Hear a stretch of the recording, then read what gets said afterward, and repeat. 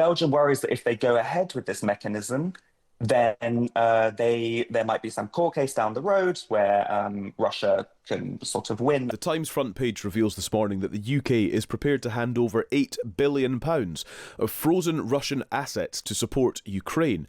Ministers are warning that President Putin is an active threat to the UK's citizens' security and prosperity.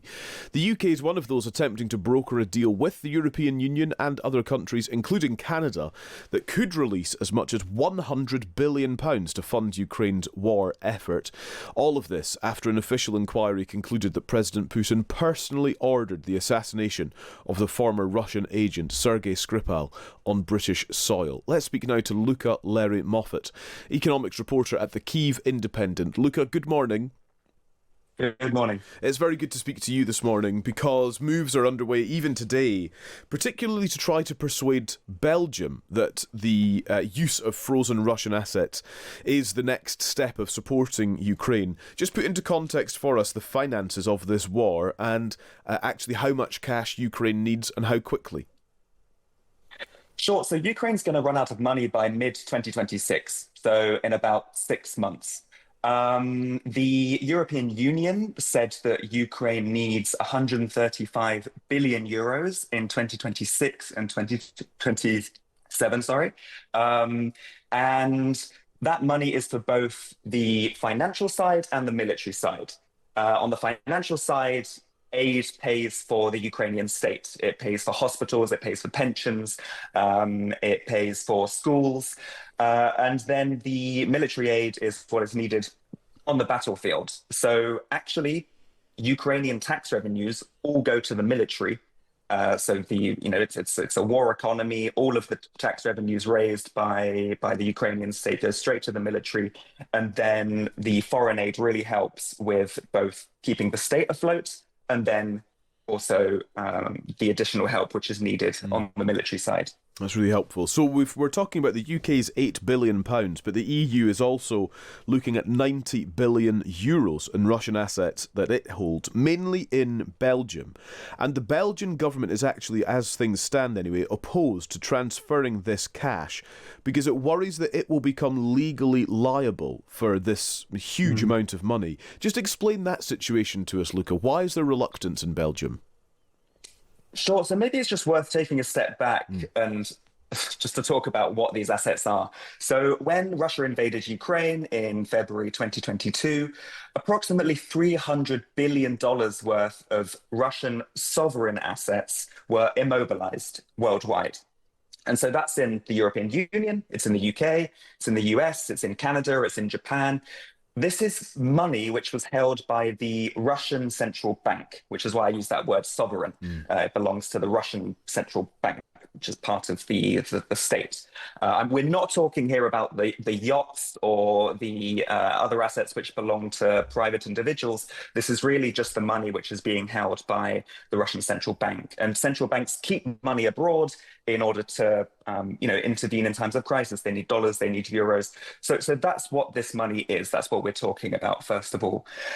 Now, 180 billion euros, sorry, I'm switching currencies, but it's how I keep it in my head. So 185 billion euros, which is, I think, about $210 billion. So about 2/3 of the entire pile of the 300 billion, which I mentioned, is in Belgium. It's at a financial institution called Euroclear, which is not exactly a bank. It's a sort of cog in the financial system called a central securities depository, which facilitates transfers. But anyway, that money was at Euroclear, and it too was immobilized, which meant that the Russian central bank could not get it back. It was frozen in place. And that's why it's been really important to get Belgium on board with the plan, because they worry that if down the road this money is used for a reparations loan, which is what all of the discussions are about now. It's about lending this cash to Ukraine. So Ukraine will get this cash, it will be lent to Ukraine, and Ukraine would only have to pay it back in the event that Russia pays reparations to Ukraine. Then the assets would be unfrozen, Russia would get them back. So that's the kind of mechanism we're talking about. And Belgium worries that if they go ahead with this mechanism, then there might be some court case down the road where Russia can sort of win. I mean, I think this is by most financial and legal experts that I've spoken to, a very unlikely outcome, but could win damages at some point down the road. And of course, Belgium's worried because, 180 billion is a significant share of Belgium's GDP. I can't remember off the top of my head what it is, but it's very large. Yeah, that's right. So it's about a third of its annual GDP, I think, is what it could Yeah, that might be become. the 90 figure. Yeah. Yes, I think that's right. Exactly. Yeah. I wonder then what progress can realistically be made, particularly with Belgium in mind, Luca. Does this need some sort of backup from other European countries to reassure Belgium that actually you will not be legally liable, or if you become legally liable, we'll help you out at that point? So Bart de Wever, the Prime Minister of Belgium, has maintained a pretty consistent argument, which is, or request rather, which is that other European countries come on board and agree to sign up to share the risks. And he said in an interview on Tuesday evening, I believe, that Germany is the only country which has agreed so far to do that.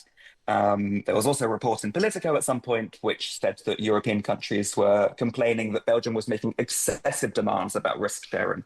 I think many of those details are happening behind closed doors, so it's quite hard to really get to the bottom of what is being agreed, what is being requested by Belgium, what other European countries are not agreeing to sign up to.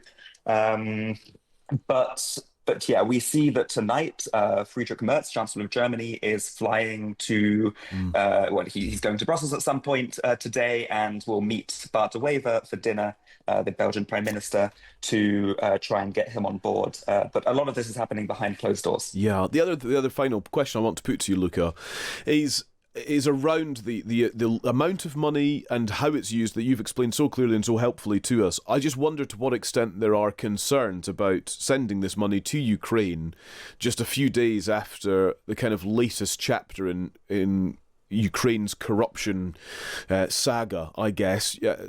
President Zelensky's right-hand man had to stand down over corruption allegations. I do wonder if there's any level of concern among leaders about that.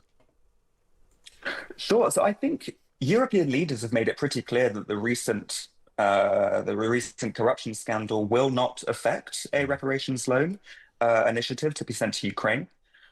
I suppose there are two ways of looking at the corruption scandal. One is that during wartime, some of the people who are in the highest offices of government have been implicated in stealing money during wartime. As 900,000 Ukrainian soldiers make the ultimate sacrifice on the front line. The other way of looking at it is that, this is a country fighting a war under martial law. And during that time, you have two independent, free anti-corruption agencies, which have pursued a case against some people who are even very close to the president. Timur Mindic, who was one of the ringleaders of a scheme which involved contracts to do with the country's nuclear power plants, which is what the corruption scandal was about. Yeah. Him and President Zelensky used to co-own a production studio together, I believe. So the fact that he's now been forced to flee because independent anti-corruption agencies have pursued a case against him, I think is quite a positive story. Luca, it's great to speak to you. Thank you so much. Thanks for joining us. Thank you. Thanks. That is Luca Lery Moffatt, economics reporter at the Kyiv Independent.